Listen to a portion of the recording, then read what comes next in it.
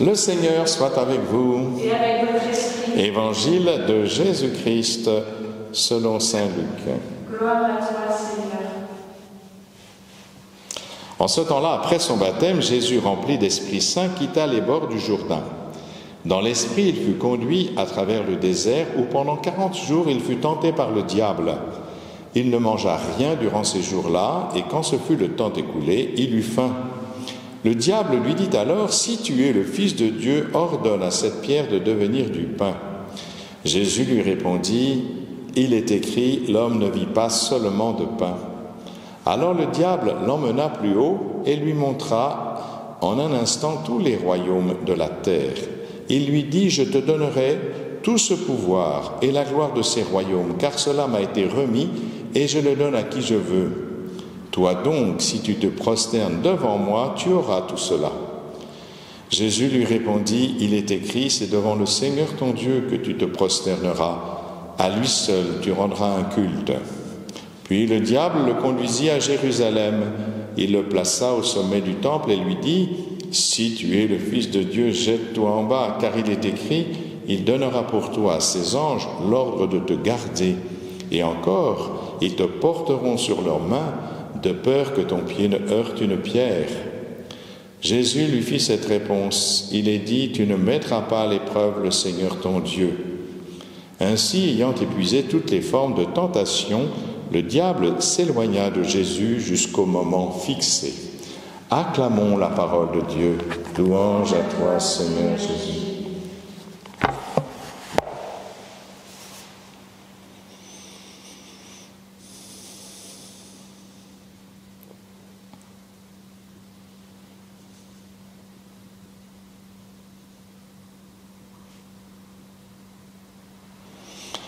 Voilà, frères et sœurs, nous sommes dans ce temps joyeux du carême.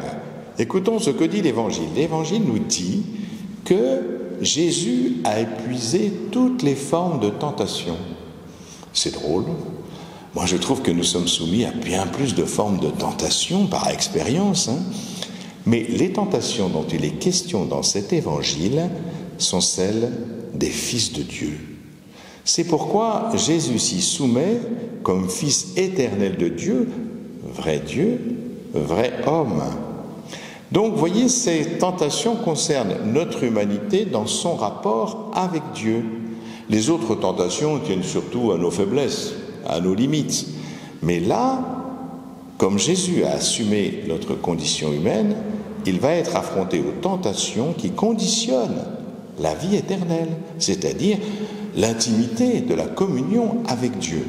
Donc elle concerne l'essentiel, la vie, Dieu lui-même et l'amour. La première tentation concerne la vie, parce qu'après 40 jours au désert, alors qu'il n'a rien mangé, sans doute qu'il n'a fait que boire, il est dit que Jésus-Christ eut faim. Or, on sait aujourd'hui qu'effectivement, même si on ne boit que de l'eau, on peut trouver un équilibre, sauf au bout de 30 ou 40 jours pour les plus solides, on a faim. Mais c'est la fin de la mort, tout simplement, c'est-à-dire qu'on a épuisé toutes ses réserves de sucre. Or, le cerveau et le cœur ont besoin de sucre, et quand il n'y a plus, c'est la mort. Donc, autrement dit, le démon vient le tenter pour qu'il rejette la vérité de son humanité. N'importe qui à sa place mourrait s'il ne transformait pas. S'il transforme les pierres en pain, ça veut dire qu'il utilise sa divinité pour son humanité, c'est-à-dire qu'il ne vivrait pas en vérité toute l'humanité qu'il est venu assumer. Et voilà, donc c'est cette première tentation, c'est ainsi que nous pouvons être tentés aussi, nous, comme fils de Dieu. Vous voyez, Jésus acceptera jusqu'au bout, il ne descendra pas de la croix quand on lui demande, alors qu'il pourrait le faire, et il acceptera de vivre quoi ? Notre vulnérabilité mortelle, et puis jusqu'au bout. Et nous sommes tentés aussi quelquefois de vouloir échapper à la condition commune. Et puis cela correspond à la phrase de Jésus, « Celui qui veut sauver sa vie, la perdra, et celui qui la perdra, la sauvegardera. » Vous voyez, ça correspond à cette vérité. Est-ce que je suis capable de donner ma vie ? Ensuite, la deuxième tentation porte sur la gratuité de la relation à Dieu. Vous voyez, le Christ, par ses miracles qu'il a accomplis, tous les gens pensent que c'est lui le Messie, et c'est-à-dire ils veulent le faire roi, bien sûr, à plusieurs reprises, vous le savez, jusqu'au jour des rameaux, Hosanna au fils de David, etc., où ils le reçoivent royalement, c'est vrai. Mais Jésus, à chaque fois, se dérobera et il partira dans le désert pour prier et pour être avec son Père. Il montre ainsi que c'est la relation à Dieu qui seule peut nous combler, et il ne serait pas juste d'utiliser les dons de Dieu pour notre propre gloire. Voilà ce que cela veut dire. C'est une tentation que Jésus a voulu vivre et qu'il a vécu même dans sa vie, puisqu'il l'a vécu concrètement, mais qui pourrait être aussi une tentation pour nous. Est-ce que le fait d'être fils de Dieu, de bénéficier des grâces de Dieu, je les utilise pour moi et pour ma gloire, ou est-ce que c'est véritablement un don que je reçois pour le partager? Enfin, la troisième tentation concerne l'amour et le besoin que nous avons de savoir que nous sommes aimés. Le Christ nous a dit, oui, qu'il nous aimait, que Dieu nous aime, et nous avons besoin de savoir que nous sommes aimés. D'ailleurs, il y a une chanson, je ne sais pas si vous la connaissez, de Yves Duteil. C'est sa fille qui lui pose la question, et elle lui pose la question « Jusqu'où tu m'aimes ?»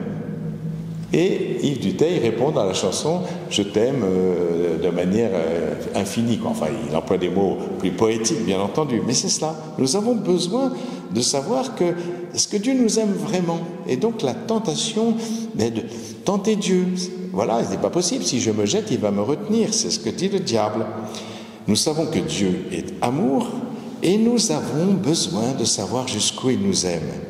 Mais la réponse, nous l'avons eue. Elle est donnée par le Christ au sommet de la croix. Voilà jusqu'où Dieu nous aime. Est-ce que nous avons besoin d'autre chose? Tenter Dieu, voyez, c'est ne pas avoir confiance en lui, c'est le mettre à l'épreuve. Vous savez, à Gethsémani, malgré l'épouvantable angoisse qui prend Jésus, cette sueur de sang qui le manifeste, eh bien, Jésus ne tente pas son Père. Il le prie humblement, puis il s'abandonne à lui. Non pas ma volonté, Père, mais la tienne. Voilà, les tentations qu'affronte Jésus dans cet évangile sont celles auxquelles nous serons soumis, nous, en tant que fils et filles de Dieu. Ce ne sont pas des tentations quotidiennes au fil des jours, celles que l'on connaît, non. Ce sont des tentations essentielles et existentielles qui déterminent notre rapport au Tout-Puissant. Et vous voyez, pour cela, il faut accueillir l'Esprit Saint qui nous donne de choisir la vie, d'adorer Dieu et d'accueillir son amour pour en vivre et le partager. Amen.